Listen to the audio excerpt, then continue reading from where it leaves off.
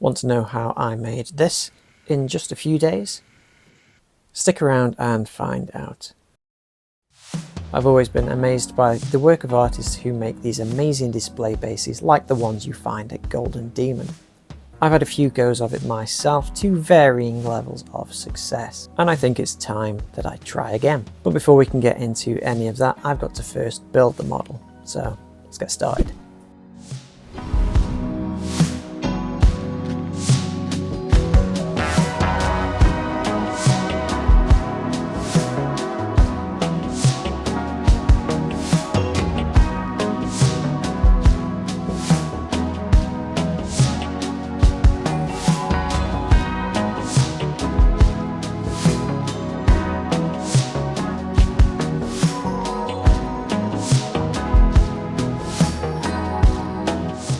With the model now built, I can turn my attention to the plinth. And this is a plinth that I have made in a previous video here.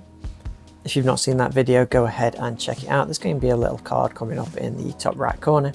But don't watch that right now, you're here for this video, so let's go. I made this simple rocky backdrop by rolling out some cost clay and texturing it with a rock. This rock. As expected, this made the clay look like, well, rock. After baking the clay, I went ahead and broke it into two different pieces and stuck them down with a slight gap in the middle. This is going to make way for something that you're going to see later in the video. Cos clay stays somewhat flexible after baking, so I was able to simply cut away any excess overhang using a regular Stanley blade.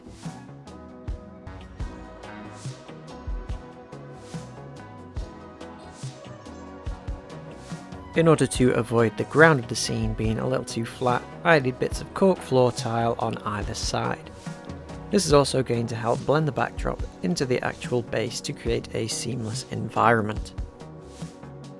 In order to integrate the cork in with the rest of the base, I spread a thick layer of wall filler across all connecting areas. I don't need to be neat at all with this, as the unevenness of the ground is going to look just fine in this setting. I didn't get this on camera, but I sprinkled a layer of beach sand on the still wet filler. Since we've already been working with some natural materials, it made sense to add a couple of trees. Now these are going to actually help us because they're going to help frame the piece as a whole. Miniature trees are actually very easy to make, as it is as simple as grabbing some roots from the local woods.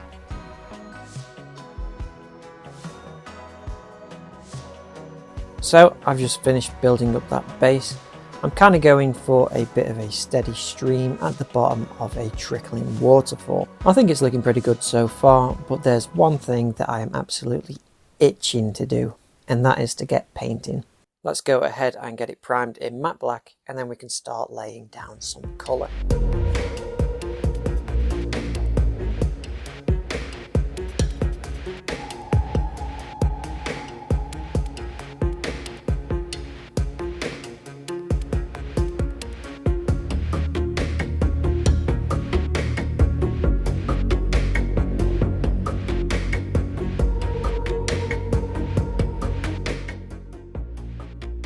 To paint the skin, I began with a base coat of Castellan green. I cover most of the skin areas, only leaving the black primer in the deepest recesses. I also make sure to connect the muscles to prevent them from looking like they're floating. This is going to show that they are actually underneath the skin and not separate landforms. After a few coats were built up, I mixed in some auric flesh paint as we build towards that mid-tone.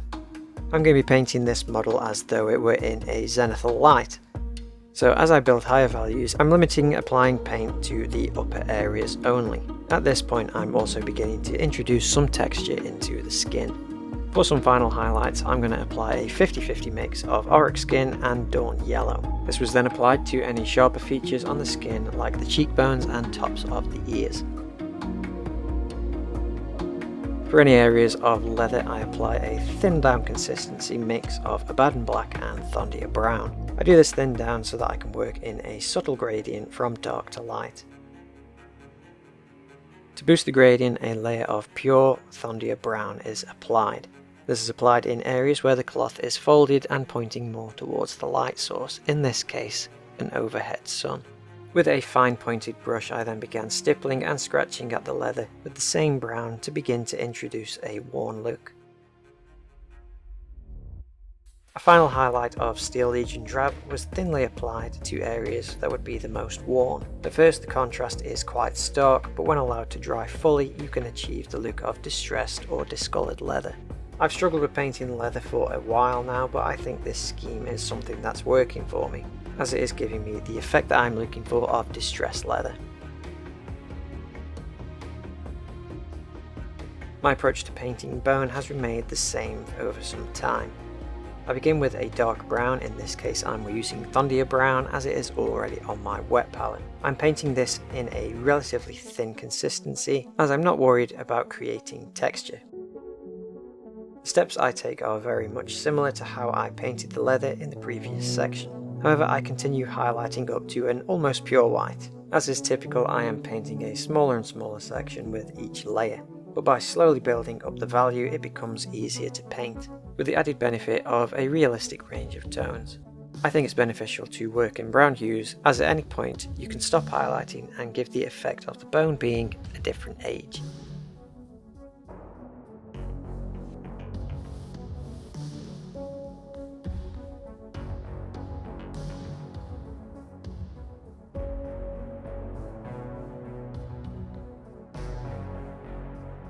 I wanted the lion pelt to be a key focus point on the miniature, especially when it is handled in person.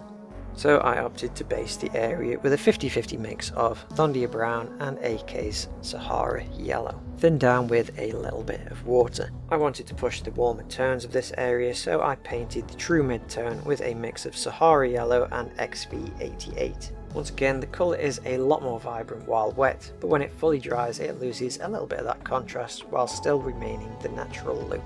As always with each highlight, I begin to paint a smaller and smaller area. The key in my experience to painting fur is to not try and paint each individual hair, instead try to paint it in clumps.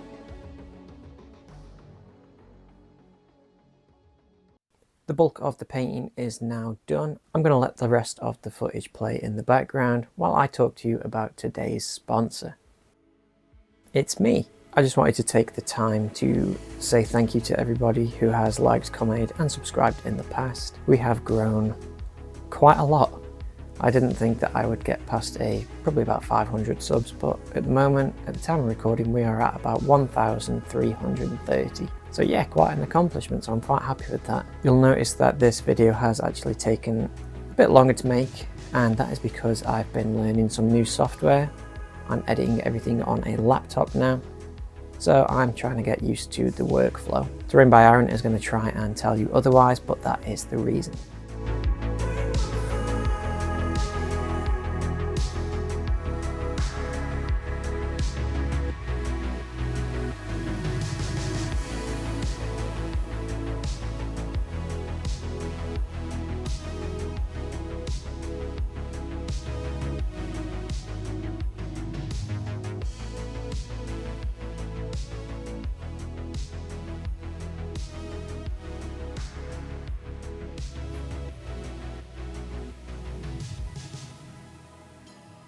With that out of the way, let's go back and do the finishing touches on the base.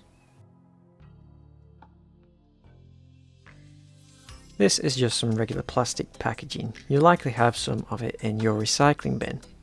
But for this project it's going to become the base for our waterfall. But before we attach it, we need to cut it down to size. Luckily this can easily be done with some regular kitchen scissors. Once we've got it cut down to size, it is important to dry fit it with the base, just to be sure, because once it's on there it is not coming off.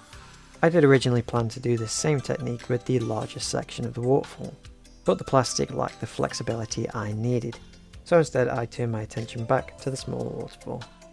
To attach it to the base I opted to use some UV resin. I didn't dare use super glue just in case it caused a frosting effect on the plastic. A toothpick was used to gently nudge the plastic into place. Quick tip, buy these in bulk. While I had the UV resin out, I decided to go all out and just pour some down the rocks to hint at the water leading to the waterfall. There's a little bit of a time lapse showing the pour. For the actual stream I chose to use Vallejo's still water. A bold move considering I had never used it before. If you enjoyed this video, be sure to interact with it. Give it a thumbs up, share it with your friends and leave a comment with perhaps a story that can go alongside this piece. So now that the project is finally finished, I can finally go ahead and give you the grand reveal.